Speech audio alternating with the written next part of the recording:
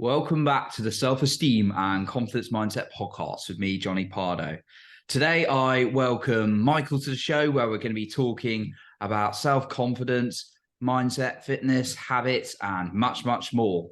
So I'll just give a quick introduction to Michael and then we'll go into our conversation. So Michael is a Californian realtor with a passion for fitness and mindset coaching. So he grew up in the Bay Area in California and teaches positive daily habits that lead to success through repetition. So awesome work to be doing, Michael. And I'm glad we could connect and get you on the show today, as we were just saying before we started recording. So could you tell us a little bit more maybe about your story and what's got you into encouraging people with these positive habits? I mean, was it something you were challenged with? Is it kind of, have you got a bit of a story around that? Just be great to hear a little bit about your background. Yeah, absolutely. I believe that the best way to coach people is by teaching them things that you've already went through and helping them through that, right? So for me, initially I had a transformation in started in 2012, and I was really overweight, and I just wanted to get in shape, because a lot of stuff comes with that. You don't feel good, you're depressed, etc. And so went on my fitness journey. I hired a coach, and I achieved my dream of having abs. That was like my thing. Like I just wanted to have abs, right? And once I got there, I realized like where do I go from here? There's no, like, I don't know, it wasn't as cool as I thought it would be. And so I realized that my mindset wasn't right, and I had to do something about that. I had to work on my mind. And so I ended up hiring a therapist and kind of going that route, cognitive based therapy. And so I struggled with relapsing in terms of, like, because I believe, sugar is an addiction, right? And so I'm totally addicted to sugar, right? And so knowing that about myself, like my own therapist had that problem too. So it's like, how's she gonna help me? You know what I mean? Like, there's no way she can help me with this because she's never solved it herself. She can empathize with me,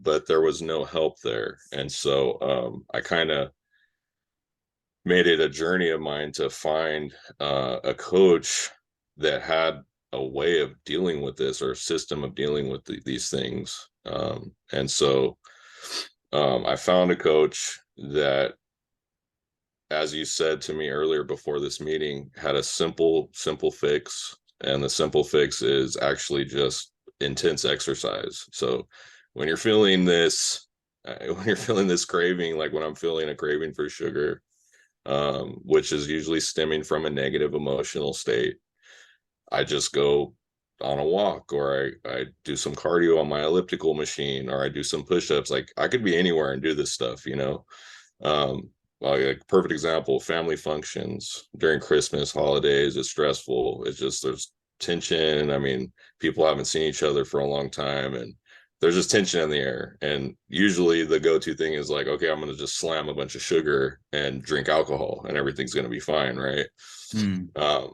But it's not, and it never is, and you always regret it. And so what I've been doing is I just go do push-ups in the garage or outside or something, and people, like, getting over the fear of what people think of you is like a huge part of being able to do that. Because you're eating those things and drinking those things, you're quote unquote fitting in. But as you progress through this space of bettering yourself, you start to realize that fitting in is why you're not feeling well. So once you associate those two things of standing out and I'm going to do something different, it becomes easy to do that stuff. But really, I just want to share this stuff with people because it works. It's so easy. I know there's 12-step programs and stuff, but it's like, I wish people would try this stuff. It's just so simple. Yeah. So anyways, I digress. There's a lot there, but did you have any other questions, like in No, terms of what got me to this? no, absolutely. No, that's great. And I think what I really like you said there is like it's actually a lot more simple than we make out. And like one guy I'm privileged to kind of be surrounded by and learn from, Jason McKenna, who's one of Tony Robbins' business partners and lead speakers. He's all about making everything simple, and it's almost even then when he's making it simple, like the professionals in there and the coaches are like, what if I add this, this, and this to it? He's like, no. It's just, trying to bring you back. And that's Right, why he's so brilliant. But there are some experts out there, unfortunately, make it very complicated. They're quite hard to listen right, to. So, yeah, I do like kind of what you say about simplicity, and also what you said about it reminded me of a book, The Power of Habit, but I think it's Charles Duhigg or something like that. But you've got that whole habit loop of like cue, routine, reward, or some similar something around that. right, right, And yeah, just like replacing it almost. And I really like what you said about exercise because I've been there as well. It's like bad food. It's like, well, I go to the gym now. It's like come back from the gym, don't want it. So right, yeah. right. And I mean, because you're in that high vibrational state, and Mhm. I don't know if you resonate with that, but that we're all changing vibrational states, right? And so we, when we're in a lower vibrational state, we're attracted to lower vibrational things, but we have the power to do a high vibrational state thing through action. And that's the key is using something from the inside, right? Like I earned this feeling myself, and it didn't come from the outside. So there's no regret there. Like I didn't regret doing push-ups in the garage at my sister's house this Christmas. You know what I mean? That didn't happen. I was actually relieved that I did that. And I was proud of myself that I didn't break and eat sweets. It's like, it's all positivity, you know? Yeah, yeah, just replacing it rather than trying to the. So it's almost like not battling the. You saying sort of not battling the willpower, but replacing it with something else. Yeah, because ultimately, like, I don't want to make it sound like a drug thing, but in essence, we're seeking a high, right? Mm, And what is getting high? It's like it's heightening your vibration, right? But you're heightening your vibration with your own action versus using a substance to do it. mm, That's only temporary. That causes you to essentially revert back to a low vibrational state by feeling feelings of regret. You know, mm. like I don't know anybody that gorges on sweets that doesn't feel regret. Like I don't think that person exists, you know? In the moment. Yeah, or alcohol, like we talked about, obviously, and then Right. you did say obviously there's, and you touched on it as 12-step programs, but ultimately of alcohol, and I've been there, like, challenged with it particularly, and lots of my 20s was like you get into that high vibrational state temporarily, and then the low vibrational state's a lot lower than it was before you went into the high Right. vibrational. And I mean, I remember going to a couple of personal growth events in it's coming out of lockdown, but like they were just amazing, they're incredible, and I'm just like, I never want to, I remember coming out there, but I never really want to drink alcohol or anything again because look, Right. it's a typical Tony Robbins kind of seminar thing where you just like, yeah, You just feel awesome, right? yeah, you're like, I don't want any of that stuff. I want to feel like this. I've just Right. generated it, so I love what you're bringing into this conversation with. And that's what it's all about. It's recreating that feeling, because that's really all we're looking for. We all want to feel good, who doesn't want to feel good? And so you get that through exercise, you get it through action, and like I said, you're rewarded with like, wow, I accomplished something. I won this battle, because people don't realize like it took me many years to understand this addiction cycle thing whereby Hmm. you're feeling low, right? So then you do something like drink alcohol that makes you feel high, and then you feel like crap after. Maybe you're hungover, you regret it or whatever. You just have negative self-talk, right? and so then you're feeling low again, and then so you seek alcohol again or some other negative substance, and you just keep going in this circle. you know you're unhappy because you drink, and you drink because you're unhappy, if that makes sense. Yeah, absolutely. What would you say? Like, I totally with you on the kind of like raising your vibration, and then with some more healthier or healthier, more internally driven way, like we're talking about. Um, what about like sitting with yourself, and sometimes we're not feeling so good, and it's kind of perhaps we need to work through something. I mean, was that something you had to do sometimes, just sit with yourself and kind of whether it's journaling, whether it's kind of some breath work, or did you do that at all? Absolutely. I mean, right before this right before this interview here, I did a little bit of yoga. That's just something that, again, through action, it's more I can't remember if it's yin or yang, but I want to say yang energy, where you're kind of, it's more of a relaxation, but you're still exercising, but it's like it's focusing on your breath and stretching and stuff like that. And that's how I meditate and reflect, is through that. I also something I've begun doing in the last 6 months is I'm not sure if you're familiar with this, but it's called mind dumping. Really, you just you take a notepad and you write everything that comes to mind. I mean, with no regard for what it is or how to write it, or anything that comes to your mind, you just lay it on there. And this has caused a great deal of like lowering my racing thoughts. Like I've been a person that overthinks things, and maybe it keeps me up at night, stuff like that. And so doing this has like caused a massive amount of relief for me. So again, it's so simple. It's like you just write what's on your mind. It's almost like you're just taking it out and you're putting it in the journal, and that's it.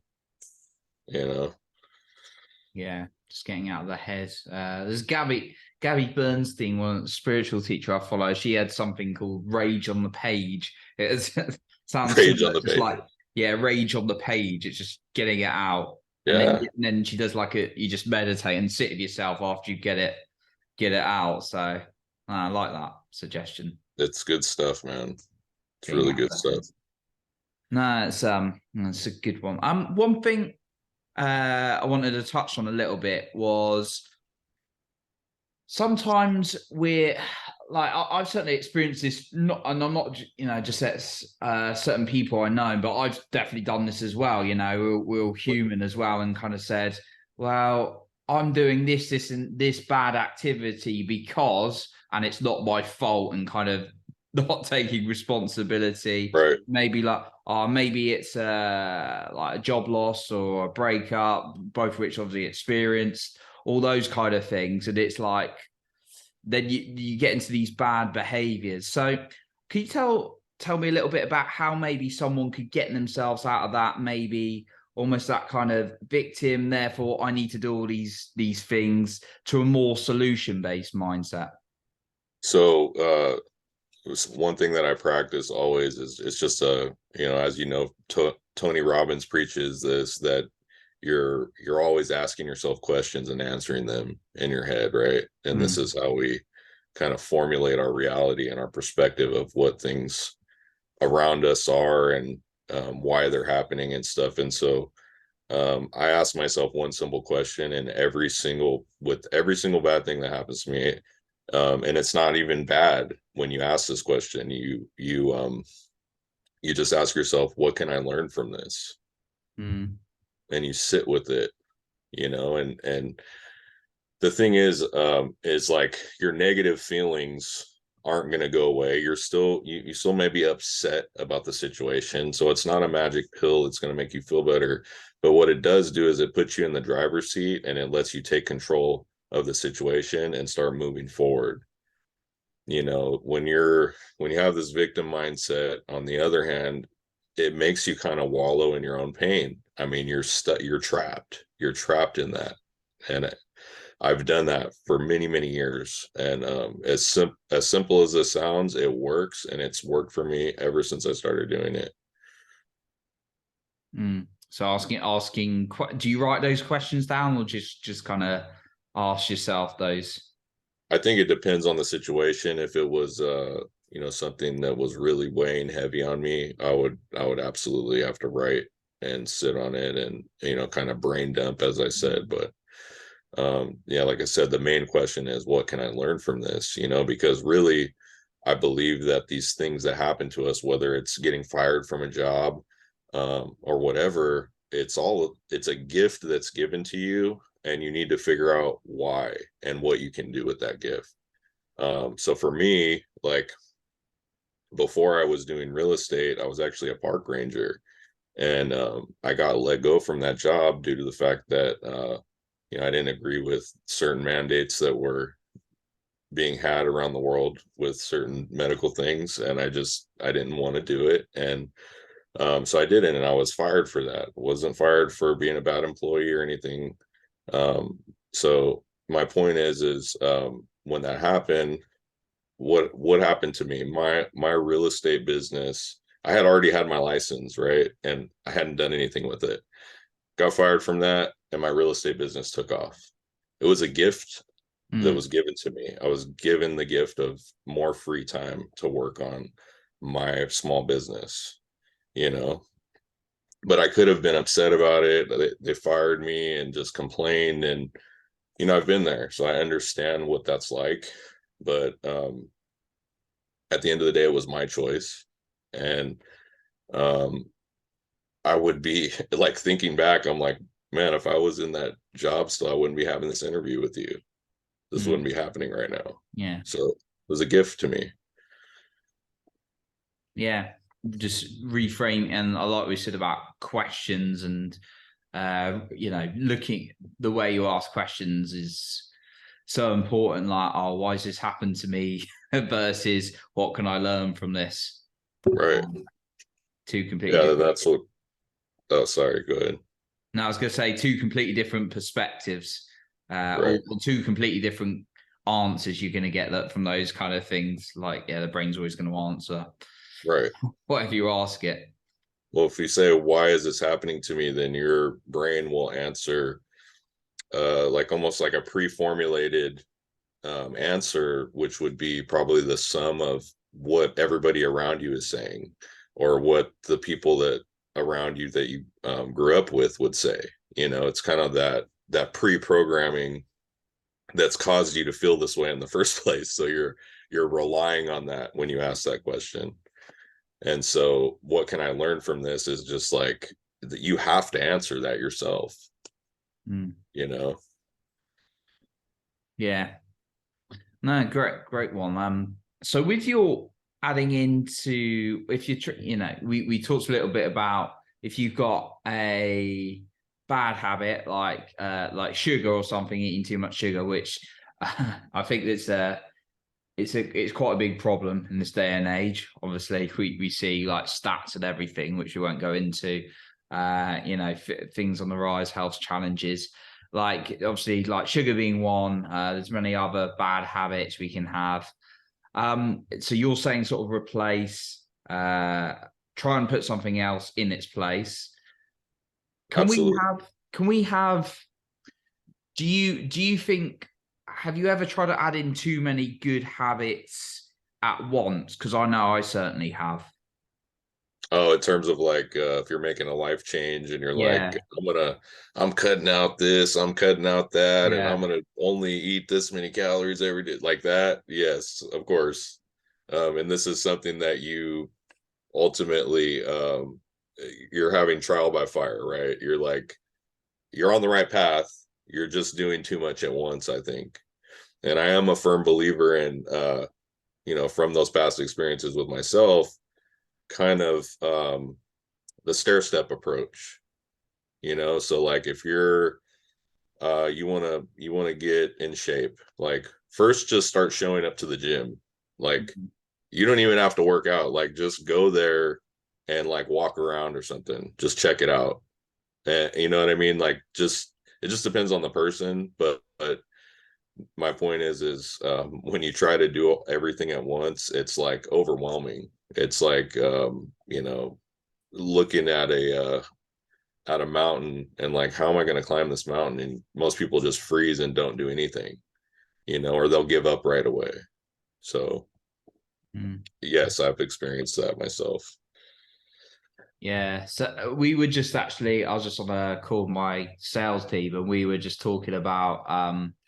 I was just saying, I go to the gym very early, and it sounds like there is the whole get out of bed, but then there's making sure I've got my kit there, and it's just that it's next door, which helps. But then I'll go to gym classes, so I'm not mentally having to think of like the workout and everything, which just in hindsight you could plan like the week before, but it's just the act of turning up to a gym class. Perhaps I thought of that example when you said then is going to, because when you're there and then you've got all these people around you, you're pretty much done the battle, and then you've obviously got to get through the class, but just showing Right. up for me makes a massive difference. Right. Well, yeah, you don't want to be the guy that like shows up to the class and then walks out like halfway through. You're No, like, while there's like, maybe an old lady's pushing through, and you're just like, yeah, I can't do that. I gotta push through. And then you're also probably vibing with the people, and there is that high energy there because everybody's there on the same path. They all want to improve themselves, so in that way you're fitting in a good way. yeah, and that kind of comes on to another thing I was going to ask you about, in terms of, and it's a very kind of cliche thing, but I think in like the personal growth world spoke about the people you hang out with and those kind of things. But on the purpose of what we're talking about, I think it's very fitting. When you were going through your own journey, and then you spoke about like I don't know, the family, uh, seeing the family recently, friends, and then going and doing your push-ups. Did you have to like change any of the people you had in your life at all, or who you're hanging out with? So a lot of those changes happen organically, Mm, and I say that because you just don't align with people anymore. You just don't. And this scares a lot of people, I think, and that's why mm, um individuals choose not to change, because they're afraid of loss. mm, But the reality is if your relationships are only based off of your bad behavior, like, it's not a real relationship.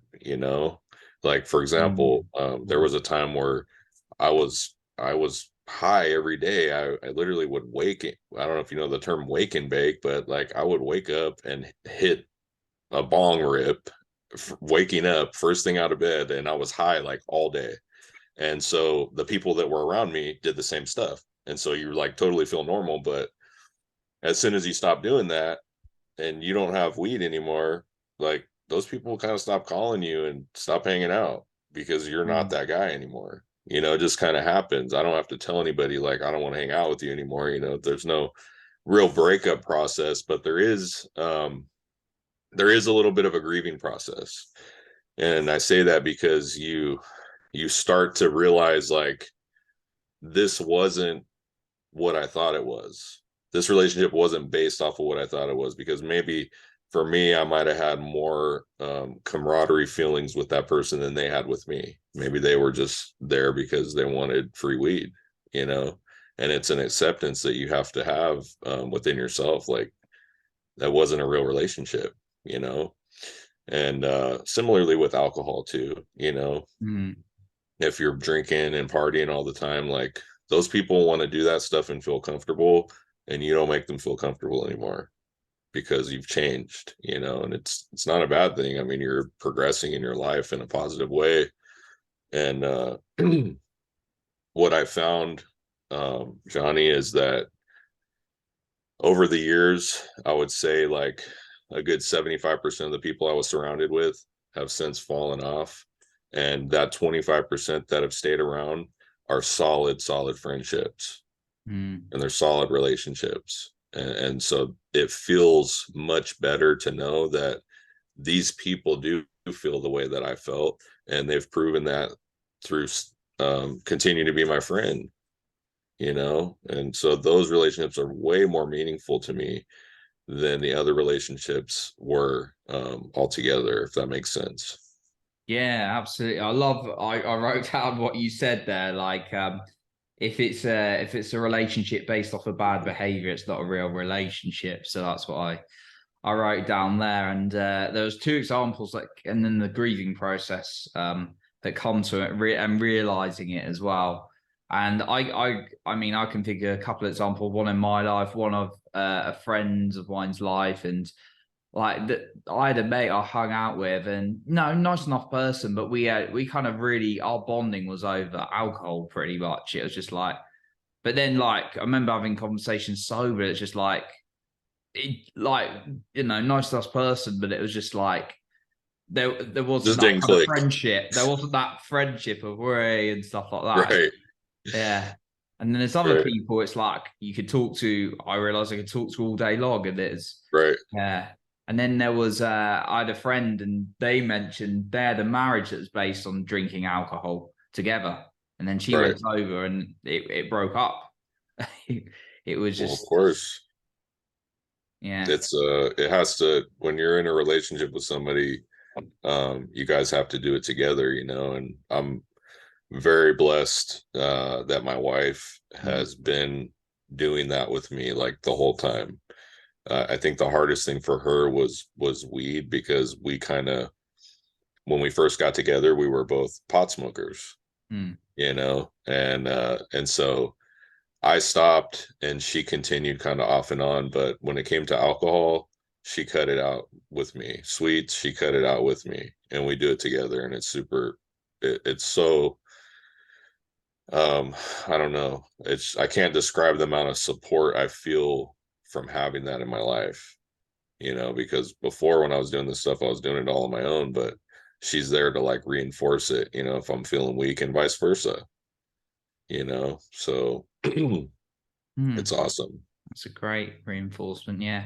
I really like the idea of just, replacing, doing some press ups when you're getting the sugar cravings. I mean, I'm Oh, fortunate to have a gym next door, which unfortunately you do have to walk past the bars to get to it. But obviously it's all right. You run past it, you go the other way. right, So right, no, I've never done that. Don't worry. I've never stopped at the bars or go to the gym, but right. there's just the It's just yeah, funny to have the two yeah, it's just funny they're opposite next to things each other. together. Yeah, next to each other. So yeah, you come out on the. I'll come out on the gym on 11 o'clock on a Saturday night before, and it's a bit crazy. Not having a drink, just going back to my flat, having a quiet Right, night, wanting to do something. Go for a workout. That's a really good replacement. I could just sit here, have a beer, and then go out. And I've done that before in like years. You just, and then it's the bad behavior, but you've actually got right. good behavior. So I really like that idea of doing some press ups instead of having the sugar, and those kind of things, and having that support you've got with your wife as well.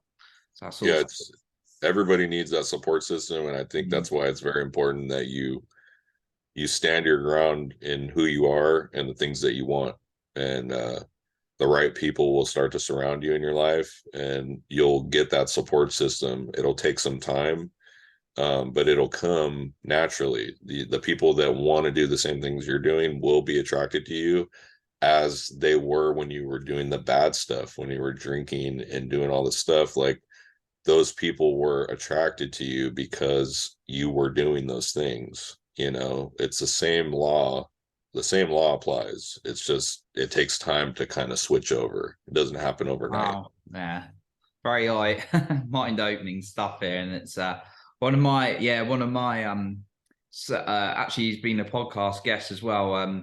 Self mastery teachers I learned from Peter Sage. He's on about that, sometimes there's a bit of a delay, and that's what most people can't see.